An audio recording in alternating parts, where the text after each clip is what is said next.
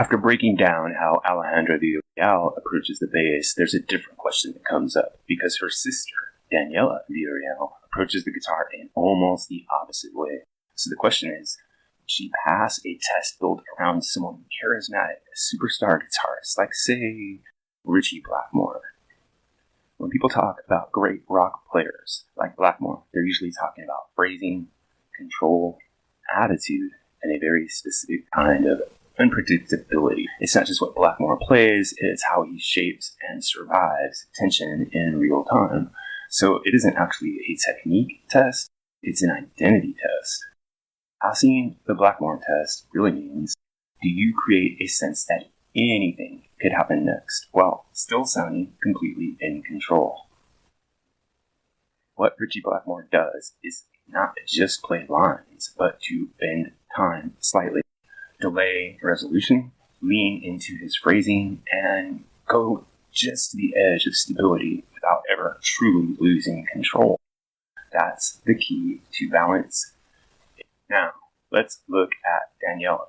She's not trying to imitate anybody's style directly, but she does do something very similar to Blackmore in spirit. Her playing pushes forward, it adds energy, it creates motion against the groove, and something even more important, let's listen to what Ritchie Blackmore had to say right here.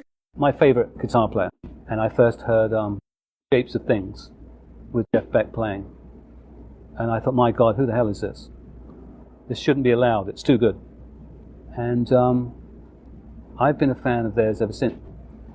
Jeff cheats on the guitar because he has notes that I don't have on my guitar. So that's okay. I'll let him go on that one. But he knows how to ring a note. His soul comes through his tone as well as his notes. So what he's saying is that each person is going to find a different signature identity on the guitar. They're going to, in effect, find different notes. And those notes are going to show a key of their character. And Blackmore has a specific way of approaching music and a fluidity toward playing classical-inspired scales that gives him an identity. So, does Daniella have this same capacity? Does she pass the test? Well, in terms of phrasing and awareness and control and shaping tension, yes. Listen to any Warning song. There's no dry riffs. Every time that Daniella plays a phrase, she seems to take a risk and being on the edge. She doesn't operate like Blackmore, and part of the reason is because she's also a lead singer. But it doesn't matter whether she copies Blackmore. What matters is that Daniella's role in her band is to stabilize things while leading it to a spontaneous release. So push against a foundation that's being held in place so that her version of the song is going to be fluid on top of that. She works very closely with her sister, Alejandra, to create this combination of unpredictability and stability. It's about being expressive within a system.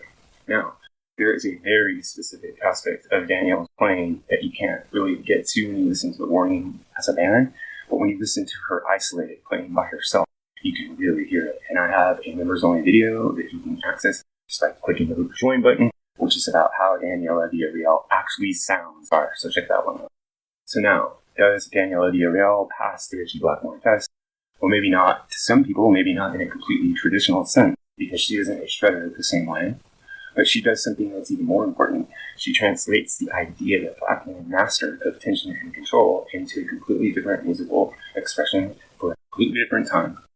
So let me know what you think about Daniella's playing and how she compares to Ritchie Blackmore in the comments. In the public video, we asked a simple question: does Daniela Villarreal pass the Ritchie Blackmore test? But this is where we go deeper, because when you strip away the band, when it's just Danny, what actually comes out of the guitar?